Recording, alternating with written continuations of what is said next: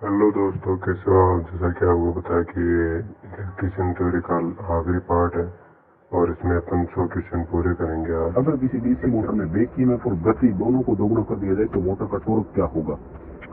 दोस्तों, इस प्रश्न का उत्तर इन्होंने गलत दिया है। मैं इस प्रश्न के आंसर से एग्री नहीं हूँ। दोस्तों, जैसा कि आप इधर कॉर्नर में देख रहे हो, इन्होंने इस प्रश्न का आंसर दिया ए कि वही रहेगा, जबकि मेरे हिसाब से इस प्रश्न का उत्तर बी आएगा कि टॉर्क 1/4 कम हो जाएगा। अब क्यों हो जाएगा दोस्तों, वो मैं आपको एक्सप्लेन करने की कोशिश करूंगा, समझने की कोशिश आप भी कीजिए। देखो दोस्तों, अगर बैक ईएमएफ को दोगुना कर देंगे ना, तो उसी स्थिर वोल्टेज पर, जैसा कि आप देख रहे हैं, तो बैक ईएमएफ अगर अपन बढ़ा देते हैं तो सीधी सी बात है, आर्मेचर को मिलने वाली वोल्टेज, जिसको अपन परिणामी वोल्टेज कहते हैं, वो घट जाएगी। क्योंकि डीसी मोटर में terminal voltage minus back EMF जो होता है वो आर्मेचर की वोल्टेज या परिणामी वोल्टेज होती है। जब आर्मेचर की वोल्टेज घट गई तो इसी से तो वो टॉर्क बना रहा था, क्योंकि डीसी मोटर में टॉर्क आर्मेचर धारा के समानुपाती है। अब जब उसको मिलने वाली वोल्टेज कम हुई है तो उसकी धारा भी कम हो जाएगी, तो टॉर्क इस वजह से कम हुआ। दूसरा दोस्तों, मोटर की गति जो है ना, ये फ्लक्स के व्युत्क्रम अनुपाती है।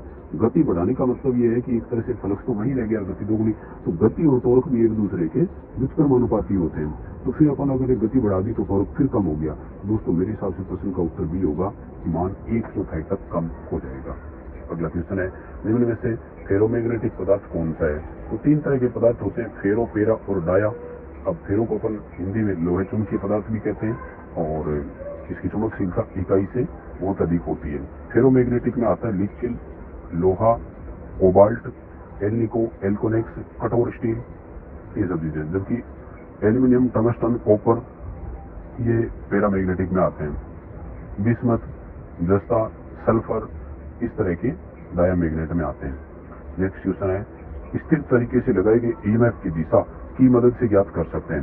दोस्तों, ये स्थिर तरीका नहीं, पूरे तरीके से अगर इंग्लिश में आप प्रश्न पढ़ोगे तो ये कह रहा है कि स्टैटिक रूप से इंड्यूस्ड ईएमएफ। दोस्तों, डीसी जनरेटर में कम्यूटेशन जो होता है वो स्टैटिक इंड्यूस्ड ईएमएफ के कारण ही होता है, और उसका कारण होता है लेंज का नियम। यानी स्टैटिक इंड्यूस्ड ईएमएफ जो होता है तो उसका अपन लेंज के नियम से ही दिशा ज्ञात कर सकते हैं। प्रश्न का उत्तर बी रहेगा दोस्तों। अगला क्वेश्चन है कि लेंज का नियम किसके संरक्षण पर आधारित है? तो दोस्तों, लेंज का नियम ऊर्जा संरक्षण के सिद्धांत पर आधारित है। ऊर्जा संरक्षण का नियम क्या है, ये भी शायद अपन सभी जानते होंगे। ऊर्जा संरक्षण का सिद्धांत है कि ना तो ऊर्जा को नष्ट किया जा सकता है और ना ही उत्पन्न किया जा सकता है, इसको एक रूप से दूसरे रूप में परिवर्तित किया जा सकता है। तो लेंज का नियम भी यही कह रहा है कि हम जिस चीज को परिवर्तित कर रहे हैं वो किसी न किसी दूसरे से ही उत्पन्न हुई है। प्रश्न का उत्तर सी रहेगा।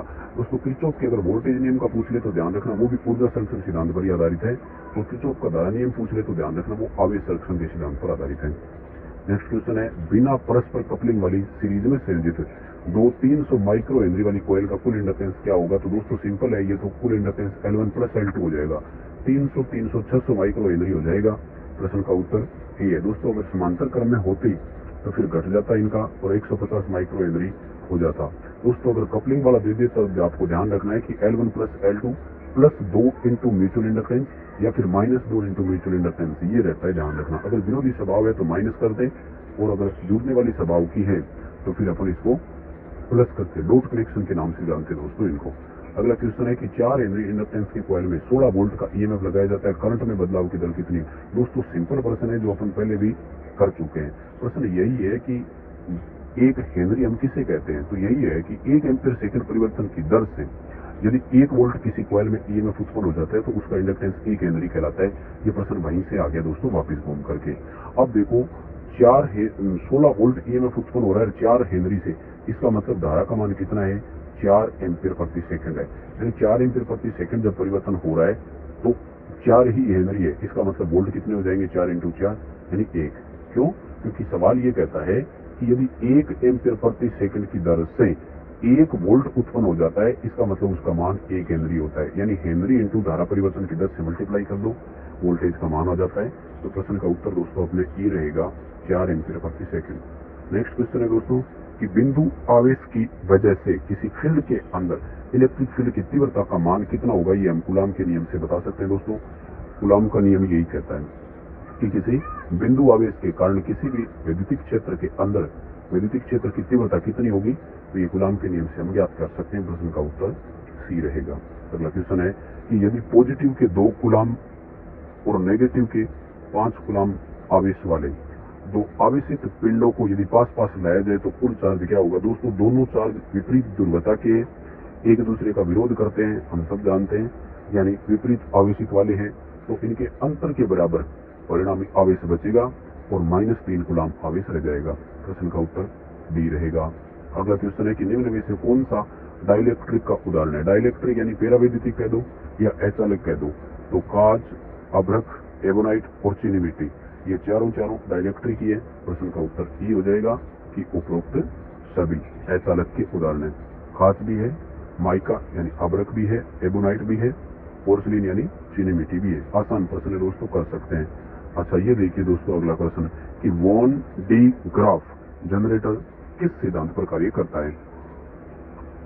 दोस्तों वॉन डी ग्राफ जनरेटर एक ऐसा जनरेटर है जो स्थिर वैद्युतिक सिद्धांत पर आधारित होता है और इसका उपयोग तब करते हैं जब हमें 10 लाख वोल्ट से भी अधिक वोल्टेज उत्पन्न करने हो, तब अपन काम में लेते हैं।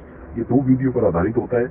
नुकीला सिरा पृष्ठीय क्षेत्रफल पर हो तो आवेश प्रवाह होता है, ये इसके सिद्धांत रहता है, लगभग इस पर काम करता है। तो काम करने का जो सिद्धांत है वो इलेक्ट्रोस्टैटिक सिद्धांत है, यानी स्थिर वैद्युतिक सिद्धांत है। हाई वोल्टेज वाला सिद्धांत है दोस्तों, पहले भी अपन बात कर चुके हैं। प्रश्न का उत्तर ए होगा। नेक्स्ट क्वेश्चन होता है कि कैपेसिटर में होता क्या है। दोस्तों कैपेसिटर में 2 चालक होते हैं और उनके बीच में एक कोई डाइलेक्ट्रिक मटेरियल रखा जाता है, यानी पेरावैद्युतिक पदार्थ होता है।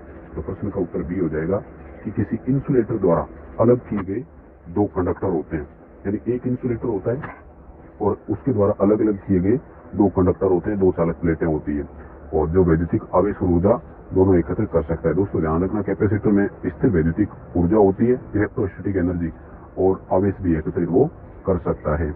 अगला क्वेश्चन है कि फ्यूज के बारे में निम्नलिखित में से कौन सा कथन गलत है।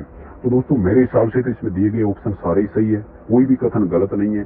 फिर भी ये लोग इनका उत्तर बी दे रहे हैं कि ये शॉर्ट सर्किट से प्रोटेक्शन देता है, ये गलत है, जबकि ये भी सही है। तो देखिए क्या कहता है, फ्यूज परिवेश के ताप से स्वतंत्र होता है। मेरे हिसाब से दोस्तों ये गलत है। वातावरण के ताप से फ्यूज प्रभावित होता है, ये आप कैसे कह सकते हो, क्योंकि इन्होंने ये तो बताया नहीं कि फ्यूज कौन सा है। देखो दोस्तों अगर किटकेट फ्यूज है ना, तो किटकेट फ्यूज में जो रिवायरेबल योग्य होते हैं, पुनः बांधने वाले योग्य, वो फ्यूज, या जैसे सिंपल फ्यूज होते हैं ट्रांसफार्मर में आपने देखे होंगे, सीधी तार बांध देते हैं, वो अगर इन्वायरमेंट का टेम्परेचर ज्यादा है ना, तो दोस्तों वो, क्योंकि उसमें सिद्धांत पर फ्यूज आधारित होता है, तो वो चीज उसको प्रभावित जरूर करती है। इसलिए मेरे हिसाब से इस प्रश्न का उत्तर ये होगा कि फ्यूज परिवेश के तापमान से स्वतंत्र कभी नहीं होता है। वातावरण का तापमान फ्यूज को प्रभावित जरूर करता है। हालांकि शॉर्ट सर्किट से तो बिल्कुल फ्यूज शॉर्ट सर्किट से तो प्रोटेक्शन दे ही रहे। आप देखो ना ड्यूअल स्टार्टर में शॉर्ट सर्किट से प्रोटेक्शन के लिए बैकअप फ्यूज यही तो होते हैं। सिंगल पोल वर्जन में उपलब्ध है, ये भी सही है। चालक पदार्थों के वैद्युतिक और थर्मल गुण धर्मों पर काम करता है, ये भी सही है। ऑन ऑफ स्विच की तरह काम में नहीं ले सकते, ये भी सही है। तो दोस्तों मेरे हिसाब से इस प्रश्न का उत्तर बी नहीं, इस प्रश्न का उत्तर ए होगा कि वो परिवेश के ताप से स्वतंत्र है, ये गलत कथन है। अगला क्वेश्चन है, डिले फ्यूज किसकी सुरक्षा के लिए काम में आते हैं। दोस्तों डिले फ्यूज का मतलब ये है कि ये फ्यूज अपनी निर्धारित क्षमता के 2 गुनी धारा पर 4 घंटे तक परिपथ को ओपन नहीं करेंगे। तो इस तरह के फ्यूज यानी ये वही होते हैं, मोटर और ट्रांसफार्मर दोनों में अपन काम में लेंगे। सी उत्तर होगा। क्या होंगे ये तब होते हैं दोस्तों जब सर्किट में अपने फ्यूज भी लगा हुआ हो और वहां पर अपने ओवरलोड रिले भी लगी हुई हो। तो जब भी ओवरलोड आए तो दोस्तों फ्यूज ना उड़े, क्योंकि मोस्टली इस तरह के फ्यूज फिर HRC फ्यूज होते हैं, और जब फ्यूज उड़ जाता है तो इसको प्रतिस्थापित करना पड़ता है, जो बहुत महंगा होता है। इसलिए अगर दोस्तों बाहर ज्यादा आता है, धारा बाहर के कारण ज्यादा चलती है, तो हम ये चाहते हैं कि फ्यूज ना उड़े, जबकि ओवरलोड के कारण मोटर ट्रिप हो जाए, जिससे फ्यूज की प्रोटेक्शन अपन को मिल जाए। तो प्रश्न का उत्तर दोस्तों सी रहेगा। अगला प्रश्न है कि एक फेज शिफ्ट नियंत्रण विधि में एनोड और ग्रिड वोल्टेज के बीच फेज शिफ्ट किसके माध्यम से हासिल किया जा सकता है। तो ये इंडक्शन रेगुलेटर से संभव है दोस्तों। इंडक्शन रेगुलेटर एक तरह से वोल्टेज को रेगुलेट करने के काम ही आएगा, और वोल्टेज एनोड और ग्रिड के बीच में अपन को कंट्रोल करनी है। तो प्रश्न का उत्तर सी रहेगा। नेक्स्ट क्वेश्चन है कि एक ट्रांसफार्मर के लिए डेल्टा कनेक्शन के मामले में फेज वोल्टेज लाइन वोल्टेज की कितने गुना के बराबर होती है। तो सिंपल प्रश्न है दोस्तों, डेल्टा में हम सब जानते हैं लाइन वोल्टेज और फेज वोल्टेज का मान बराबर होता है। तो लाइन वोल्टेज जो है वो फेज वोल्टेज के 1 गुणे के बराबर होगी, इस तरह से हम कह सकते हैं, यानी दोनों एक दूसरे के बराबर होती है, इसलिए ये उत्तर हो जाएगा 1 गुणे के बराबर है। अब फेज वोल्टेज लाइन वोल्टेज के पूछो या लाइन वोल्टेज फेज वोल्टेज की पूछ लिया जाए तो 1 गुणा ही होता। हाँ यदि डेल्टा और स्टार में अगर होता तब आपको लैंग्वेज का ध्यान रखना होता है दोस्तों, किसका पूछ रहा है। तो वहां पर अगर फेज वोल्टेज के बारे में पूछ रहा है तो वो लाइन वोल्टेज के लिए दोस्तों 0.577 गुना अधिक होती है, यानी लाइन वोल्टेज को 0.577 से मल्टीप्लाई करो तो फेज वोल्टेज आ जाएगा। या फिर अगर लाइन वोल्टेज के लिए पूछ लिया जाए तो फिर 1.732 इंटू फेज वोल्टेज कर दो तो फिर लाइन वोल्टेज का उत्तर भी आ जाएगा। तो दो चीजें हैं, दोनों का आप ध्यान रखिए। प्रश्न का उत्तर अपने ए रहेगा। नेक्स्ट क्वेश्चन है, निम्नलिखित में से किस ट्रांसफार्मर में टेप चेंजर होता है? टेप चेंजर दोस्तों वोल्टेज कंट्रोल करने के लिए होती है और सेकेंडरी साइड में ही होती है हमेशा। और ये तब होती है जब वोल्टेज, जैसे अपन सेकेंडरी साइड में 415 वोल्ट से लेकर 440 वोल्टेज के बीच में टेपिंग निकालना चाहिए, जैसे 415, 420, 433 और 440, ऐसे करके 4 वोल्टेज अगर अपन निकाल दें दोस्तों तो फिर इसके लिए टेपिंग की जरूरत पड़ती है। और ये मोस्टली डिस्ट्रीब्यूशन ट्रांसफार्मर में हम करते हैं, क्योंकि उपभोक्ता के लोड के अनुसार हम एडजस्ट करते हैं। दोस्तों डिस्ट्रीब्यूशन ट्रांसफार्मर में डेल्टा स्टार संयोजन होता है, सेकेंडरी साइड स्टार में जुड़ी रहती है और उपभोक्ता के बाहर की आवश्यकता के अनुरूप अपन सेकेंडरी वोल्टेज को चेंज करते हैं। नेक्स्ट क्वेश्चन दोस्तों न्यूमेरिकल है, ट्रांसफार्मर का ये है कि यदि एक वितरण ट्रांसफार्मर की प्राइमरी टर्न की संख्या 2540 हो और 40 टर्न सेकेंडरी वाइंडिंग में हो, प्राइमरी में वोल्टेज 7620 हो तो सेकेंडरी में वोल्टेज कितनी होगी? देखो सिंपल प्रश्न है दोस्तों, टर्न की संख्या का जो रेशियो रहता है वो होता है N1/N2 बराबर V1/V2, या ऊपर भी आप रख दो N2/N1 बराबर V2/V1 कर दो तो भी उत्तर एक जितना ही आएगा, कोई फर्क नहीं पड़ता, दोनों आंकड़े एक जैसे होने चाहिए। अब देखो प्राइमरी के टर्न कितने दिए दोस्तों अपन को 2540, सेकेंडरी के टर्न कितने दिए 40, प्राइमरी में वोल्टेज अपन को दी 7620 और सेकेंडरी की वोल्टेज अपन से पूछिए, तो कैलकुलेशन करेंगे और उत्तर आ जाएगा दोस्तों 120 वोल्ट।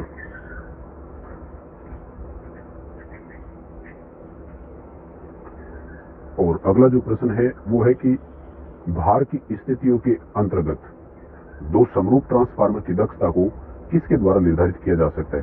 दोस्तों ट्रांसफार्मर की एफिशिएंसी ज्ञात करने के लिए एक टेस्ट होता है और उस टेस्ट का नाम है संपन्नर टेस्ट। ट्रांसफार्मर की दक्षता ज्ञात करने के लिए संपन्नर टेस्ट होता है और इस संपन्नर टेस्ट का ही दूसरा नाम बैक टू बैक टेस्ट होता है। तो प्रश्न का उत्तर सी रहेगा। ट्रांसफार्मर में शॉर्ट सर्किट टेस्ट से हम कॉपर लॉस का मान ज्ञात करते हैं, ओपन सर्किट टेस्ट से हम आयरन लॉस का मान ज्ञात कर सकते हैं, मैग्नेटाइजिंग करंट का मान ज्ञात कर सकते हैं, यानी चुंबकन धारा का हम पता लगा सकते हैं। लेकिन संपन्नर टेस्ट या back to back test transformer में दक्षता ज्ञात करने के लिए होता है। तो प्रश्न का उत्तर सी रहेगा। अगला क्वेश्चन है, एक ट्रांसफार्मर में ब्रीदर में प्रयुक्त रसायन का गुणधर्म क्या होना चाहिए? दोस्तों ब्रीदर में हम सिलिका जेल उपयोग करते हैं और उसका काम होता है वायु की नमी को सोखना, यानी नमी हटाने वाला गुणधर्म उसमें होना चाहिए ताकि वो तेल में नमी के प्रवेश को रोक ले, क्योंकि नमी से तेल के इंसुलेशन की डाइलेक्ट्रिक स्ट्रेंथ घट जाती है और ट्रांसफार्मर में ऑयल जो है वो कूलिंग और इंसुलेशन दोनों का काम करता है। अगला क्वेश्चन है, एक ट्रांसफार्मर में विद्युत शक्ति को एक सर्किट से दूसरे सर्किट में किससे परिवर्तित किए बिना स्थानांतरित किया जा सकता है? तो सिंपल प्रश्न है दोस्तों, प्रश्न का उत्तर सी रहेगा, फ्रीक्वेंसी। हम सब जानते हैं ट्रांसफार्मर में फ्रीक्वेंसी प्राइमरी और सेकेंडरी साइड एक बराबर होती है, यानी वोल्टेज को स्टेप अप करे या स्टेप डाउन फ्रीक्वेंसी उसकी एक समान रहती है। अब विद्युत शक्ति को स्थानांतरित करने के लिए वो क्या करता है, वोल्टेज को परिवर्तित करता है, जिससे धारा उसकी अपने आप ही परिवर्तित हो जाती है और टर्न का मान तो कम ज्यादा हम रखते ही है, लेकिन फ्रीक्वेंसी प्राइमरी और सेकेंडरी दोनों साइड एक बराबर होती है। प्रश्न का उत्तर दोस्तों सी रहेगा। अगला क्वेश्चन है कि घरों को बिजली की अपेक्षाकृत कम मात्रा की आपूर्ति करने के लिए निम्न में से कौन सा ट्रांसफार्मर उपयोग में लेते हैं? कम मात्रा की बिजली सप्लाई अपन को करनी है दोस्तों।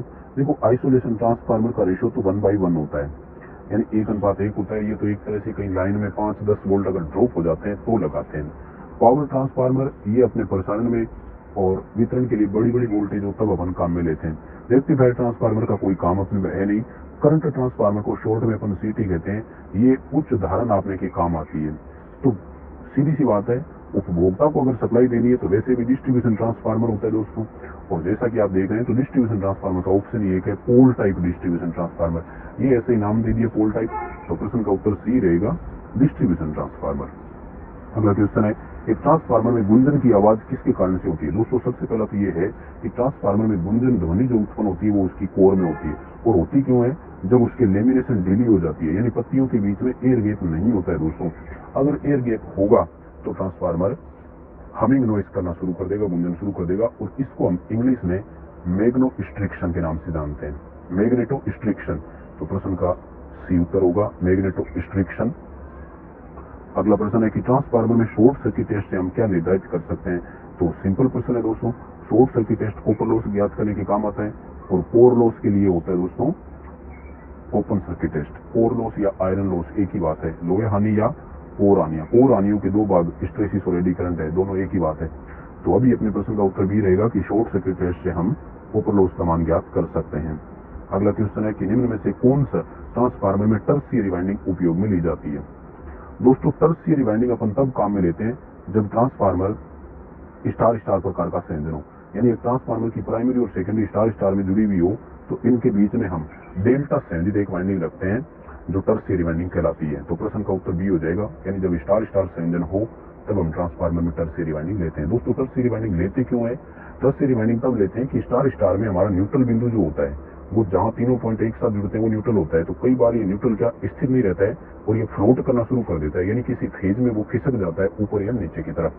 तो इस न्यूट्रल बिंदु को स्थिर करने के लिए टर्शियरी वाइंडिंग का उपयोग किया जाता है। ऐसे ट्रांसफार्मर में टोटल 9 वाइंडिंग हो जाती है, यानी कुल 9 कुंडलियां होती है ऐसे प्रश्न में। अगला क्वेश्चन है दोस्तों कि स्कोट कनेक्शन में न्यूट्रल पॉइंट टीजर ट्रांसफार्मर की प्राइमरी वाइंडिंग के किस अनुपात को विभाजित करता है, कितने में निकाला जाता है। तो प्राइमरी वाइंडिंग के वो दोस्तों न्यूट्रल जो निकाला जाता है वो 50% भाग से निकालते हैं, क्योंकि होता क्या है दोस्तों स्कोट कनेक्शन 3 फेज सप्लाई को 2 फेज सप्लाई में कन्वर्ट करने के काम आता है और इसके लिए हम 2 सिंगल फेज ट्रांसफार्मर काम में लेते हैं। अब 2 सिंगल फेज ट्रांसफार्मर की प्राइमरी वाइंडिंग को सप्लाई देने के लिए हमें 4 तारें चाहिए, जबकि अपने पास 3 फेज ही थे, 3 ही थी। तो मेन ट्रांसफार्मर जो होता है उसके प्राइमरी वाइंडिंग को तो 2 फेज दे देते हैं, जैसे आर और वाई मान लो।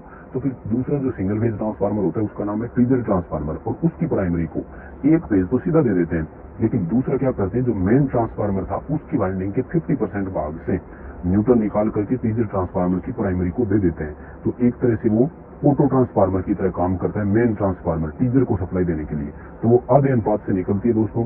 तो अब 2:1 कर देंगे, 1:2 या 2:1, एक ही बात है क्योंकि ऑप्शन ही नहीं है दूसरा, तो इसलिए अपने प्रश्न का उत्तर क्या रहेगा बी। हाँ टीजर ट्रांसफार्मर में यदि आपसे बात कर लेते कि न्यूट्रल कहां से निकलता है टीजर ट्रांसफार्मर में खुद में, तो वो 86% भाग से निकलता है, 1:3 उसका हो जाता। तो प्रश्न 100 थे दोस्तों। ये आपका एक पेपर है